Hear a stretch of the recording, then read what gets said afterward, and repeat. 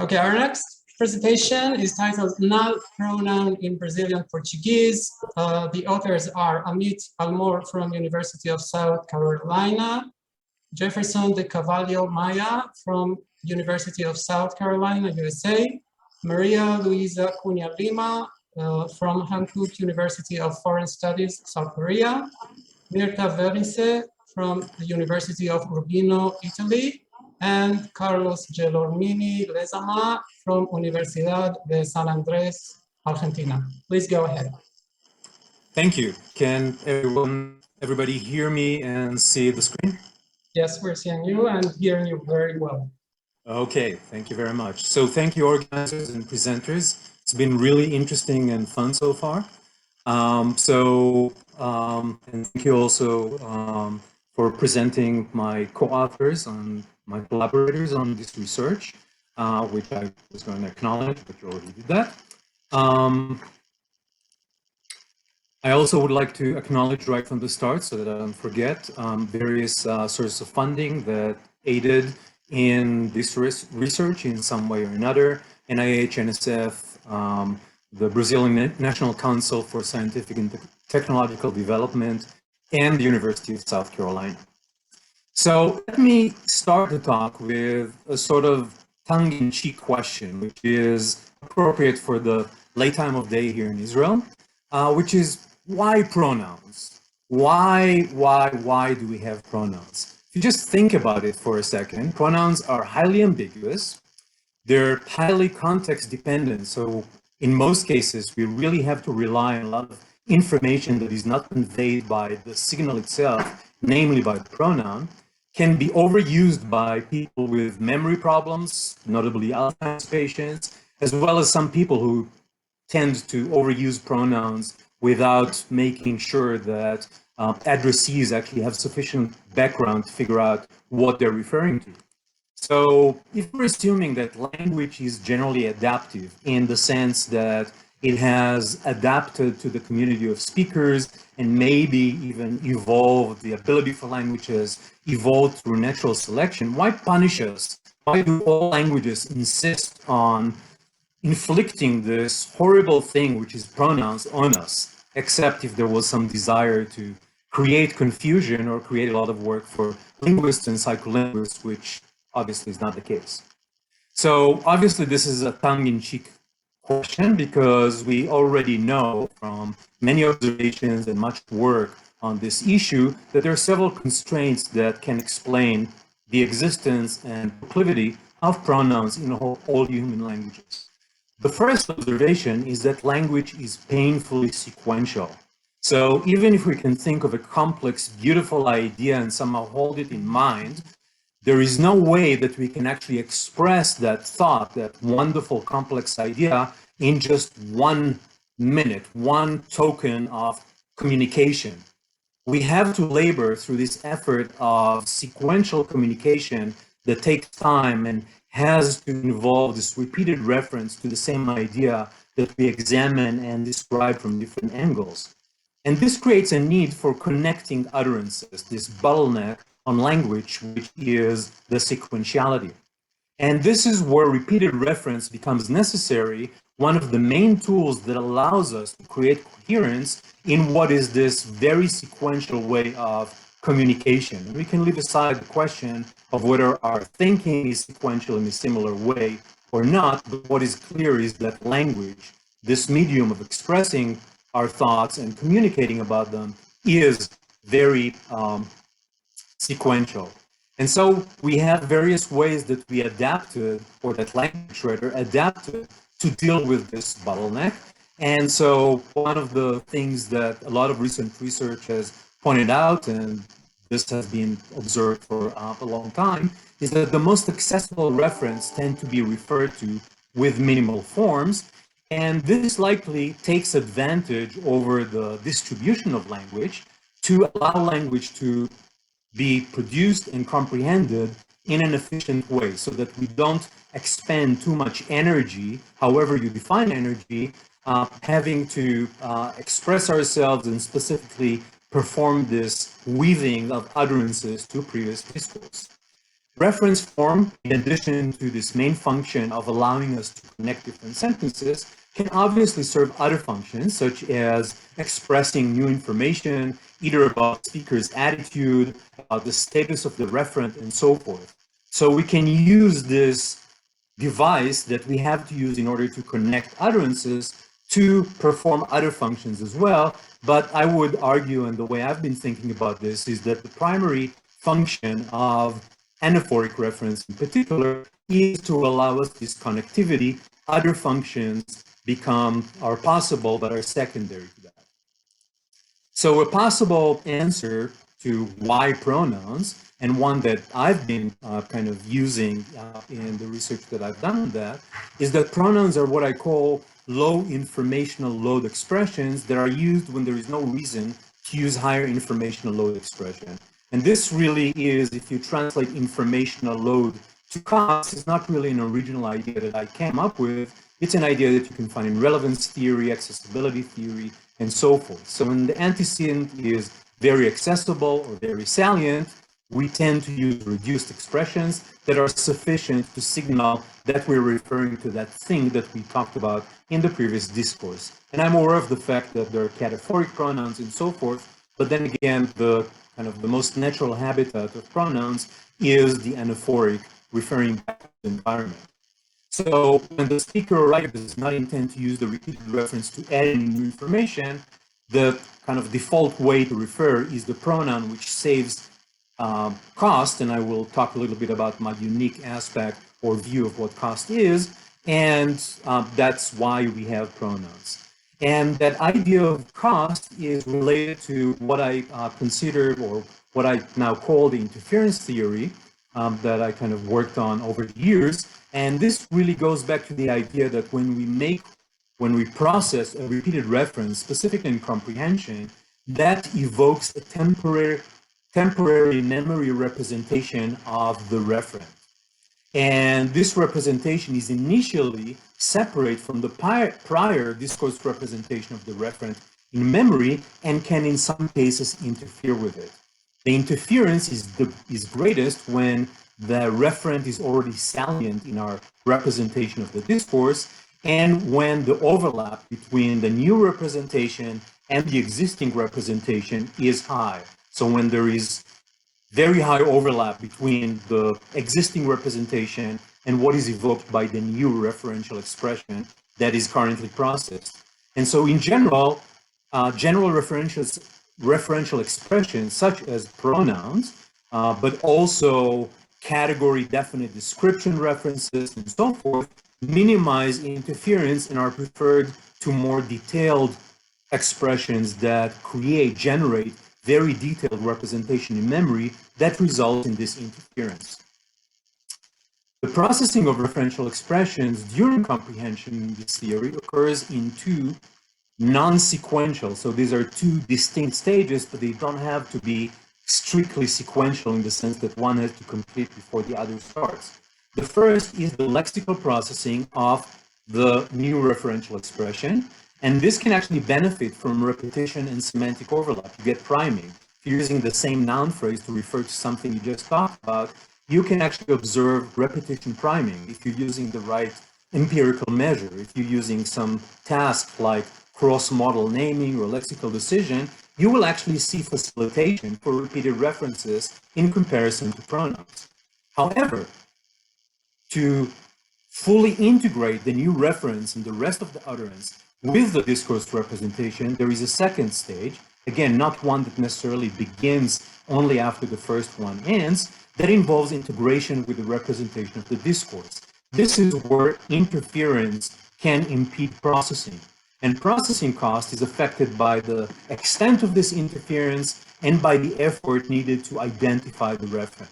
So overall processing cost as is reflected in tasks like whole sentence self-paced reading, reflects this balance, this pragmatic balance between cost and function. Again, this is not an original idea, it's very much the idea or relevance theory, except that I'm giving some interpretation here, some content to the idea of cognitive cost, which is lacking in relevance theory. So when you have an expression that has a high cost, it should be balanced by achieving some additional discourse function. One of the main empirical ways that research on this and the support for this theory and testing alternative theories has utilized is an effect that was called the repeated name penalty by Gordon et al., who first reported it in a 93 paper. And what this repeated name penalty is the finding that when embedded in, say in this example, a 3-sentence discourse, starting with the first sentence, Susan is really into animals. The other day, Susan gave Betsy a pet hamster. Then the third sentence, Susan reminded Betsy that such hamsters are quite shy and need gentle handling. Comparing this to a version in which the third sentence starts with a pronoun instead of a repeated name results in shorter reading times. So reading sentence 3 is faster in the pronoun version than in the repeated name condition. Just so that you don't think that this is just because pronouns are more high frequency words, shorter and so forth, and are easier to read, the critical thing in the repeated name penalty is that it reverses or disappears if the referent becomes non-salient. So if in the previous, if you refer to Betsy instead of Susan, then this difference between Betsy and she referring to Betsy actually reverses. And it is this interaction, this reversal of the pronoun advantage over the repeated name when the referent is not salient, that is the full repeated name penalty. The repeated name penalty is therefore the slower processing of repeated names compared to pronouns when the antecedent is salient, but not when the antecedent is not salient. In reading, this effect can be measured only with fragments of sentences, self-paced reading, or whole sentences, but you can't measure it with word-by-word self-paced reading, or you can try, but it typically does not show up, and this is compatible with the idea that this comes up from a later integrative stage in processing. It is a reflection of some underlying processing difficulty, and the interesting question is, what is the source of this difficulty? And again, I gave you my explanation for this, which is memory interference between two competing representations. Another interesting question is whether all cases of repeated name penalty and similar effects are driven by the same underlying process. And again, the repeated name penalty in the interference theory view is driven by memory interference between salient overlapping semantic representation that serves no discourse function that could have been served otherwise by a cheaper expressions, and it occurs in later integrative stages of processing. And so it reflects semantic and working memory constraints rather than a violation of linguistic rule. And here we're coming to the critical point of this particular talk. The original explanation of this effect was a violation of a constraint, something like use a pronoun for a prominent antecedent, which in Gordon's original work was couched in terms of centering theory, but repeats in many other theories that view pronouns as exclusive device to indicate something specific, and if that fails, if you're using the pronouns in the wrong environment, you get penalized. A more recent alternative is that for whatever reason, pronouns are used to refer to more salient entities. This might be, according to, for example, to Marianne McDonald's PDC framework, this would be a production constraint that then affects distribution, which in turn affects comprehension. And this is another explanation.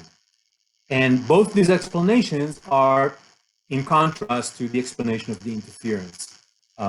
This is a very difficult thing to test, whether this reflects just sensitivity to distributions in the language or some mechanism that is working in real time online as people process things. To try and get some handle on this, we switch to a different kind of penalty associated with the processing of zero or null pronouns in languages that actually allow that. And so we looked at Spanish and Italian, which are pro-drop languages, and indeed saw an overt pronoun penalty. So just like repeated names are penalized in English in comparison to overt pronouns, so do overt pronouns get penalized in Spanish and Italian in comparison to zero or none pronouns. So the question again that we want to ask is, are both these effects, the repeated name penalty and the overt pronoun penalty, mere reflections of statistical tendencies, so usage patterns, or are they a reflection of something else? Okay. So to look at this particular question, we turn to Brazilian Portuguese, which is interesting because it was similar to Spanish and Italian in being a full prodrop zero pronoun language, but in recent years, in contrast to continental or European Portuguese, it has reportedly been losing, gradually losing in some contexts, the use or the preference for the null pronoun.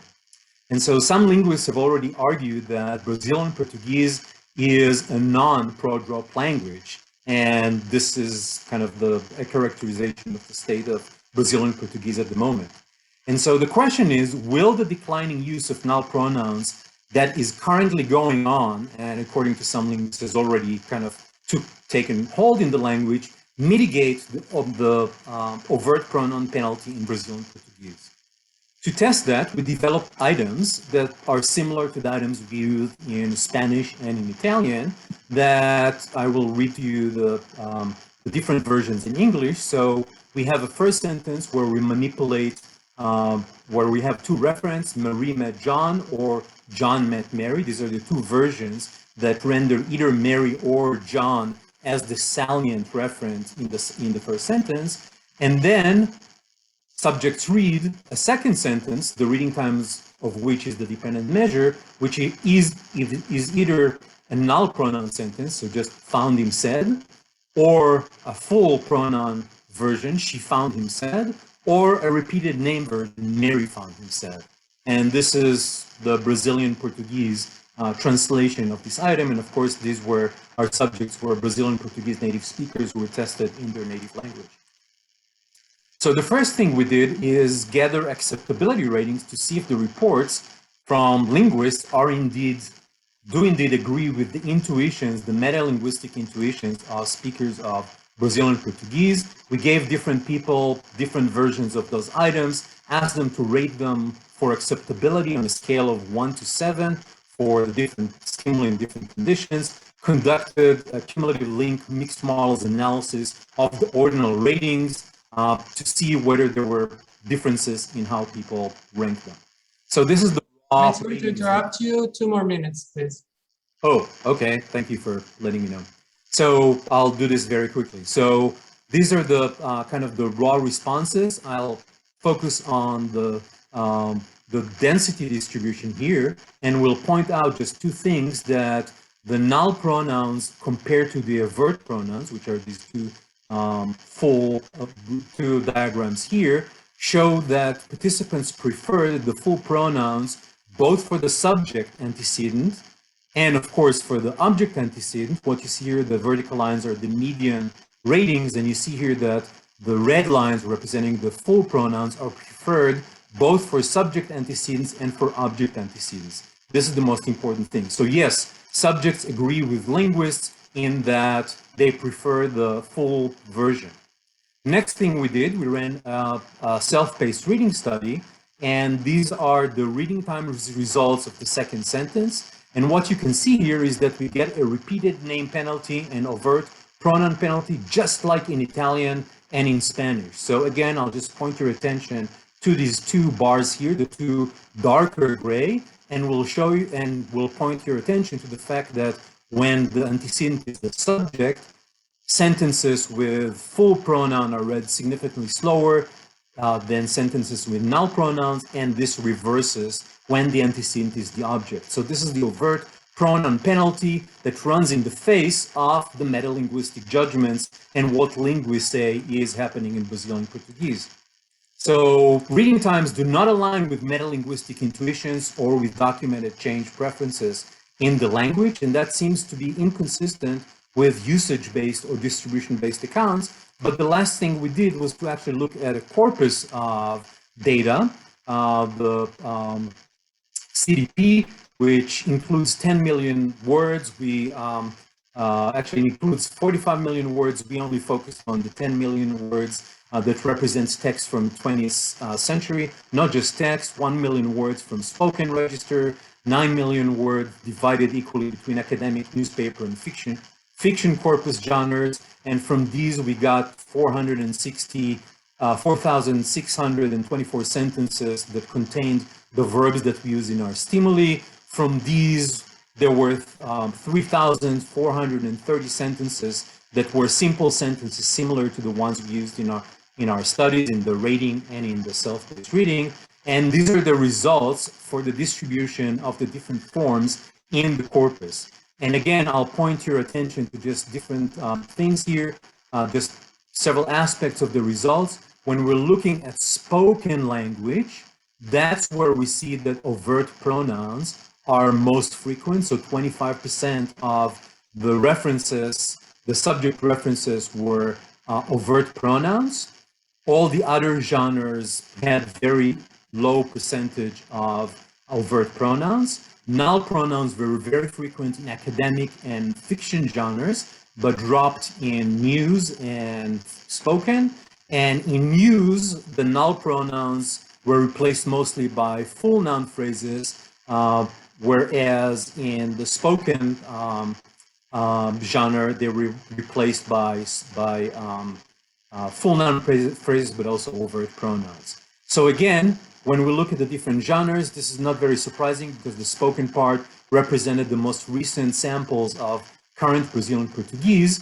This again represents a discrepancy between actual processing and comprehension and actual statistics and actual metalinguistic judgment. So I've already explained to you what I think is the explanation for these penalties, which has to do with memory interference. And I just wanted to kind of end with a speculation, and that is that when we look at reference distribution and processing, it's not the direct product of deterministic principles, nor the direct product of usage patterns as currently exist. Rather, I think reference distribution represents a stable state in a dynamical system that is constrained by many factors that describe its stable attractor states, but those can shift when there is enough pressure. So in this case, the pressure is from other changes in the language that have to do with the loss of some morphological markers that create this pressure on the addition of the overt pronoun to Brazilian Portuguese. But these changes kind of occur at different levels. They affect the distribution, but not immediately the processing. That will require some time and some flipping from one stable state to another stable state. And I will end here and just point out that if you want to read more about this work, the Brazilian Portuguese work is described in the first paper, Spanish and Italian in the other papers. There is some more recent work that you can ask me about later. Thank you. Thank you, Amit, and others for this interesting presentation. I'm afraid we have run out of time, so we can only address one question from the audience. Mila, would that be you? We cannot hear you, Mila. Okay, sorry. Thanks, Amit, very much. It was very, very interesting. So I think what you have here is change in progress. So it would be interesting to compare age gradient uses of now versus overt pronouns, I would think. So I'm wondering if the judges are older, younger than the general corpus or whatever. Maybe some of the discrepancy can be explained that way. That's my question. Certainly. The judges, the subjects in our experiment were students, so they were, as in typical of Brazilian universities, they were kind of in their 20s to their 30s. The corpus represents likely, or even the spoken part represents an older cohort. Certainly the written part of the corpus represents, in addition to the different genres, previous generations when the change was just starting and so forth. So you're absolutely correct in that there is likely generational and maybe cohort difference between the corpus and the other two data sets. But I would point out that even among the young people, we ran those two studies. That's why we ran the acceptance meta-linguistic study. Even among those, this is the same age group, the same cohort, they rate the sentences or the discourses in one way, but process them differently. And so, but you're absolutely correct in that. I'd like to sneak in a little extra question. So those people who used overt pronouns and null pronouns, did the verbal form remain the same, namely with the morphological loss, or were people who were losing the morphology tend to have overt pronouns more than people who weren't losing the morphology? We, of course, did not test that, but the linguistics literature seems to suggest that the answer is yes, because the claim, kind of the historical linguistic claims of Duarte, for example, and other Brazilian linguists, is that this change is related to the loss of some morphological markings on verbs, on part of the verbal system. And there are some regional differences. So the region that we tested our participants in, and the region our participants came from, is one of the ones that has this change. But in other, or in a very marked way, in other regions, the change is slower and is associated with kind of more gradual shift of the morphology. So absolutely so. Thank you. I'm sorry for taking time.